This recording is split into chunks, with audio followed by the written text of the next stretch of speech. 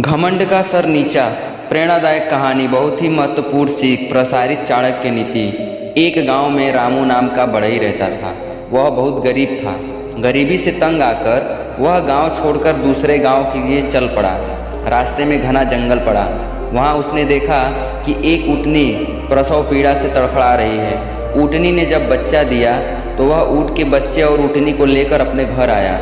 वहाँ घर के बाहर ऊँटनी को खूंटी से बांधकर वह उसके खाने के लिए पत्तों से भरी शाखाएं काटने वन में गया।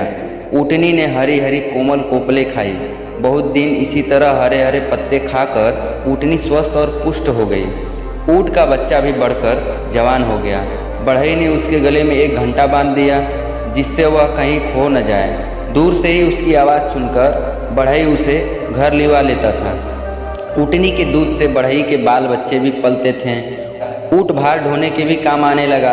उस ऊँटनी से ही उसका व्यापार चलता था। यह देख उसने एक धनिक से कुछ रुपया उधार लिया और गुर्जर देश में जाकर वहां से एक ऊँटनी और ले आया। कुछ दिनों में ही उसके पास अनेकों ऊँट ऊँटनियाँ हो गए। उनके लिए रखवाला भी रख लिया गया। बढ़ई का व्यापार चमक उठा।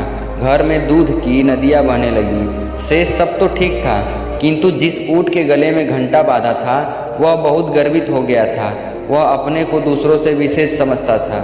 सब ऊँट वन में पत्ते खाने जाते तो वह सबको छोड़कर अकेला ही जंगल में घूमा करता था। उसके घंटे की आवाज़ से शेर को यह पता लग जाता था कि ऊँट किधर है। सबने उसे मना किया कि वह गले से घंटा उतार दे, लेकिन वह नहीं माना। एक दिन जब सब ऊँट वन में पत्ते खाकर तालाब से पानी पीने के बाद गांव की ओर वापस आ रहे थे, तब वह सबको छोड़कर जंगल की सैर करने अकेला चल दिया।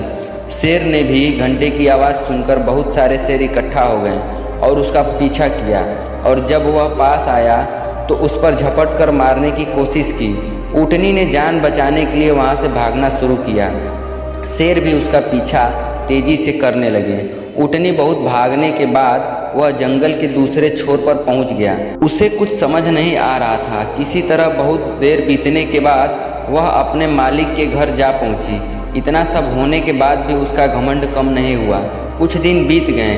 एक दिन फिर जंगल की ओर सारे ऊँट चरने के लिए गए, लेकिन जिसके गले में घंटी थी वह घमंड के कारण अकेले जंगल में घूम घूम कर चरने लगी और सारे ऊँट अपना झुंड बनाकर चर रहे थे। यह सब देखने के बाद शेर ने चतुराई से एक योजना बनाई और जैसे ही ऊँटनी पास आई उस पर झपटा और मार दिया।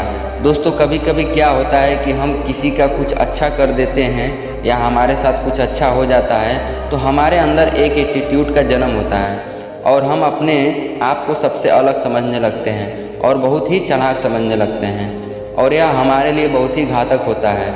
इसीलिए चाहे कुछ भी हो जाए हमें हमेशा नम्रता और नम्र भाव से रहना चाहिए। इसी में हम सबकी भलाई है। तो मेरे प्रिय दोस्त, इस कहानी से हमें यही सीख मिलती है कि इस तरह के भाव रखने वाले लोगों का घमंड का सर नीचा हो जाता है। तो मैं उम्मीद करता हूँ कि यह कहानी आप लोगों को बेहद पसंद आया होगा। तो वीडियो को लाइक और शेयर करना ना भूलें। मेरे चैनल पर नए हैं तो चैनल को सब्सक्राइब जरूर करें। हमारे चैनल पर इसी प्रकार की कहानी प्रसारित की जाती है।